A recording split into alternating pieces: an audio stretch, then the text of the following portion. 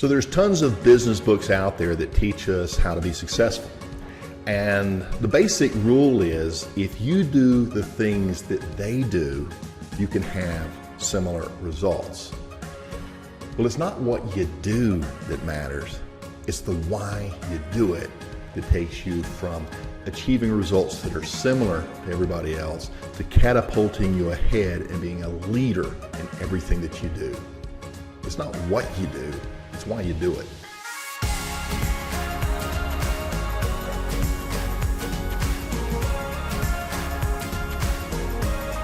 Hey guys, Pete Ramsey here, HVAC Greatness. I want to start with a little story. Back when I was about 15 years old, a little late, I picked up the game of basketball. Why? I had a growth spurt. You know, I'm 6'5", and back then I was, I don't know, about 6 foot, just growing like a weed. And they would throw me the ball and I would awkwardly bounce it and throw it up and miss and throw what they call air balls or bricks. And I wasn't that good, but that's what everybody wanted to play, so we kept playing. And the more I played and started leveraging my strengths, you know, my height, the better I got. So I started working on my weaknesses. Long story short, I got really good. I got really passionate. And what I discovered is I would play for hours. I mean, literally game after game after game after game. My body wanted to collapse, but that passion did not ever want to stop. We would go hours and hours, 5, 6 hours playing basketball over and over and over, get home and just exhausted and sleep till noon the next day. You guys remember. So what is it about a passion that can push you through all the physical resistance to the point where you don't even notice it? You just got to get to that. You got to be who you are. You know, I was not that good, okay, at age 15. 16, I was a little better. 17, I was better. When I was 18, I joined the Army. And when I was 19, they deployed me to Central America, Honduras. We had an military exercise down there. We were probably 3,000, 4,000, maybe 5,000 soldiers there on an Air Force base called Pomerol Air Force Base. I was Army, and there was one basketball court. And so the weekends, all the soldiers would go down there, and we'd all go down there and play basketball. And I had such a passion for it. But as much as I struggled in my early years, that passion made me one of the best, or certainly the best I could have been.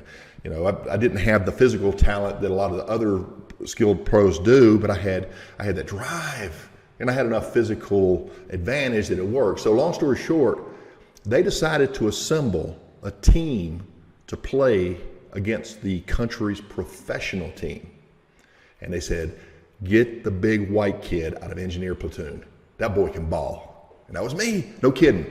So they assembled a team, went up to play the Hondurans, and we got beat pretty bad. And there's a little bit more to that story, but the point is, when you have a passion about doing something, that is what takes you through adversity. That is what takes you to the next level. That is what takes you beyond the next level to the point where people are like, yeah, how's this guy do this, right? So currently there is a business understanding, and I want to make this really clear. It's the importance of your why. And it's not a single facet. Here's another one. Back when I was in school, and maybe you can remember these days, I remember sitting in class, boring class, maybe it was social studies or algebra or biology, whatever it was, just watching that clock on the wall, just waiting for the bell to ring. One day, I said, you know what, I'm stuck here. I may as well, you know, dive into this and get something out of it, right? And so I started, you know, working on the studies, and I started getting into it a little bit, and I made my first A in that class, all because I'm like, you know, I'm here anyway. I may as well take advantage of that. And that actually propelled forward when I got one of my first jobs with heating and air conditioning.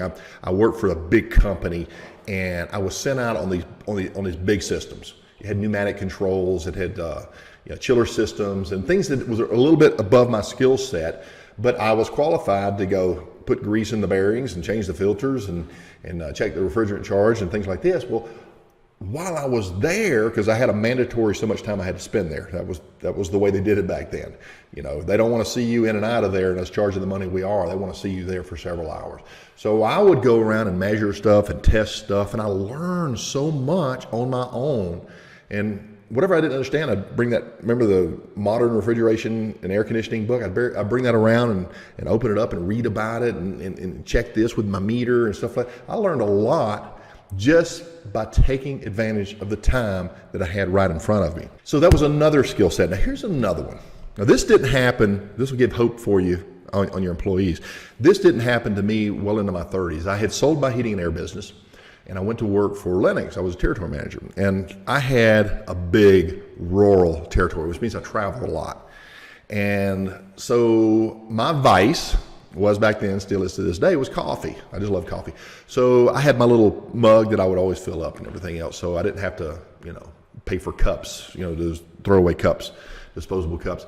And I remember going in one day and I filled up my coffee, and I made a joke to the lady that was behind the cash register.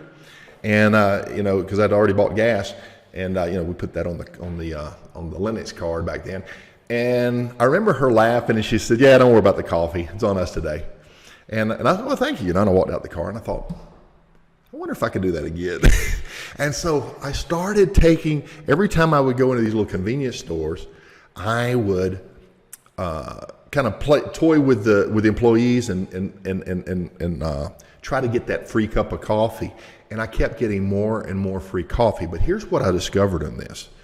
What started out as a game for me, to what I could benefit from, actually resulted in really feeling good, because I could go in and take somebody that's bored to death sitting there in their job, bring in some sunshine, if you will, and make their day and leave them laughing or smiling. Anything. I remember this girl, she had these contacts in her eyes, and I'm like, "Oh my gosh, are those your eyes?" And she says, "Oh, another contacts." I said, "Well, they look awesome." And that was it. It wasn't really flirting. It was more of a, that, because, it was guys, gals. It didn't matter who it was. I'd always make small talk that was appropriate for the scenario. And I discovered that I enjoyed making people smile. And I never forgot that. When I started my business, I incorporated all of those lessons. And the other piece was this. One time I was on a rooftop, and there was a competitive company over on another unit, but it was the same customer. I had the preventive maintenance. I was just a green maintenance tech. I say green. I worked hard, and he was over there, and he was looking for a water leak that was leaking down the duct somewhere. And I said, "What's going on?" He said, he told me about it, and we talked for a minute, and then I went on about my ways. Well, I was out running, and the boss called me to deliver a part to one of the other service techs, one of the senior service techs in our company. And I go over, climb up the ladder to the same actual customer, and there he is working on that same unit. And his name was Richard. I said, "Hey, Richard, what you doing?" He said, "They got a water leak, running down the ductwork." And I said, "Oh, okay, and here's your part." And he says, "Well, you better get on down to the road, So I did. I left. Fast forward a day or so, they called me. I was the only one in the area to go check that water leak. Well, I had this competitiveness about me way back from my basketball days. I hated to lose, and I couldn't even stand second place. That's just, if you play sports, you know what I'm talking about. And so when I go up to that unit, I go check in with the guy downstairs. "I'm going to go check it out for you." And he looks at me, I'm a kid. I'm probably 22 years old or so. He goes, "Yeah, whatever." And so I go up there. I took the whole top of the unit off and checked everything else. Well, over on the back side of the evaporator coil, where you really couldn't see, where the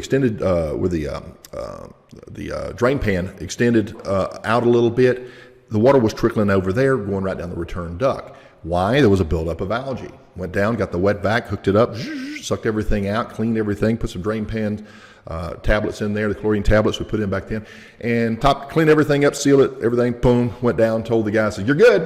And he didn't believe me. And he says, what'd you find? I said, "Well, it had a bunch of algae build up in the very back." And he says, "Well, why didn't those other guys find it?" I said, "I don't know." And I left. So I left, and I got down the road, and back then I used quarters. All we had was beepers, Used quarters, and I go over on the payphone, and I call and checked in, and "Where's my next call?" and I got my butt chewed for outshining somebody who had much more experience than I did. But the point is, these things start to come together and you start to discover who you are, and when you learn to incorporate these things and make that a part of your motivation as to why I do what I do, why I started my business, you're going to discover some really interesting things. So why did you start your business? Okay. What is it that makes you get up every morning and do what you do? Or why are you getting ready to start your business? For those of you who know, I'm doing a program to help you guys who are technicians now, and you're ready to start your business. We're doing a live group really soon here, depending on when you watch this video.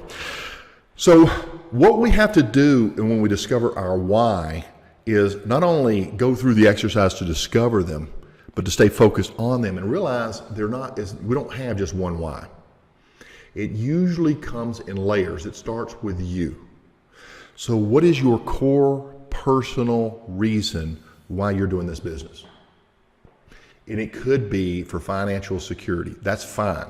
It could be developing a financial atmosphere in which your family doesn't have to live through what you did. Whatever that motivation is, you have your personal selfish why.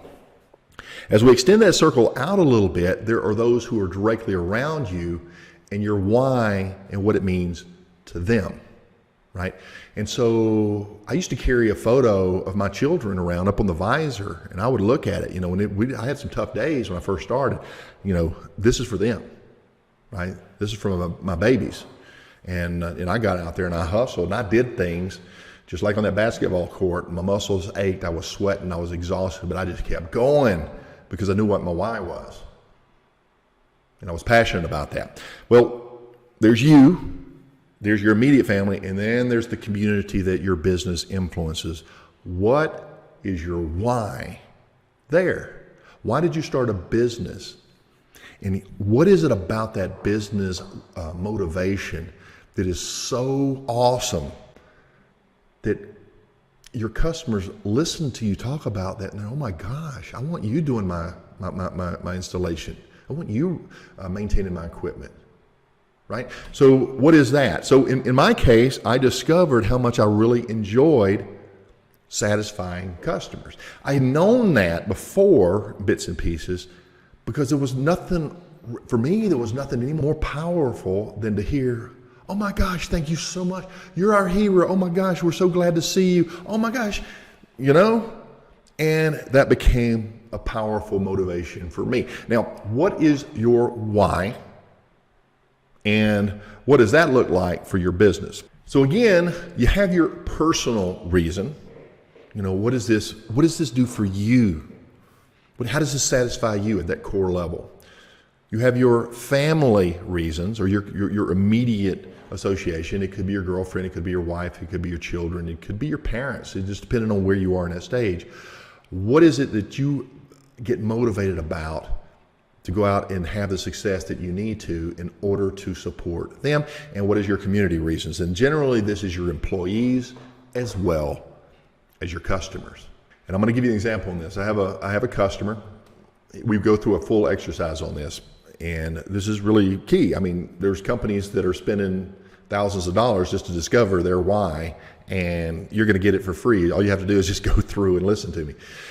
If you sit down and you analyze, and you look at your values, and you look at what matters to you, and you look at, what is it your customers love about you, and you start to look at what am I trying to change with this business? What am I trying to do different?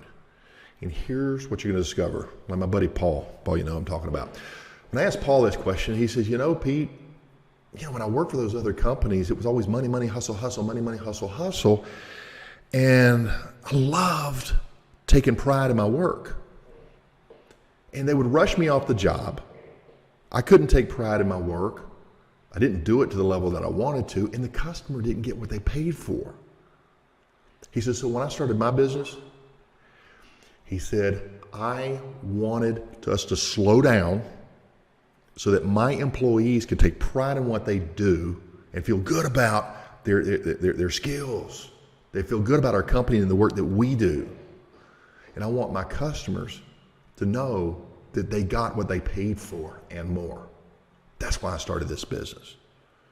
And so these are non-selfish reasons that when they become part of his message and his informal marketing, not only do customers go, wow, I want that company to do my work. The competition's employees are going, wow, I want to work for that company. I want to slow down and do a better job. Now, you got to have certain things in check in order not to be that hustle coming from behind company all the time. You know what I'm talking about. If you're there, rush, hustle, and still can't keep up, there's a way to fix that. Okay. And so the next piece is the final piece. For those of you who don't know, we're going to be launching a program to walk you through your why. We're going to help you brand your organization. A brand isn't some pretty logo on the side of your truck, a wrap with a cool message. I mean, it is, but if it's not built upon your why, your true passion, your true vision, your true values, then it has no significance. There are entire new businesses that are built charging companies thousands of dollars to figure out how to arrive at their true brand. What is their true story? What is their true why? And guys, the reason these companies are paying so much money for that, when you start to fit this in and all the pieces come together, not only can you display that with a super awesome wrap and brand and logo and slogan and all that cool stuff, but you can start to attract better employees who their values align with yours. And they're not just about the money, they're about something deeper. They want to take a pride and passion in what they do too, and you'll start to attract a certain customers. Not all customers are just about the money. You haven't discovered that yet? There are others that will pay much more, but they want the best. Will they verbally tell you this? No. No, because we all have a little fear. If I don't care what it costs, just give me the best, that my price just went up, because that's human nature. So they're not going to share that with you, but they do want. They want the best that they can get for their family as well. If they perceive you as the person who can deliver that, well, guess what? You're going to get the work. Pete Ramsey here, HVAC Greatness. I hope this helps. A little motivation, keep you going out there. Y'all be careful. And for those of you interested in the program, check out the link below. I'll see you on the next one. Bye-bye.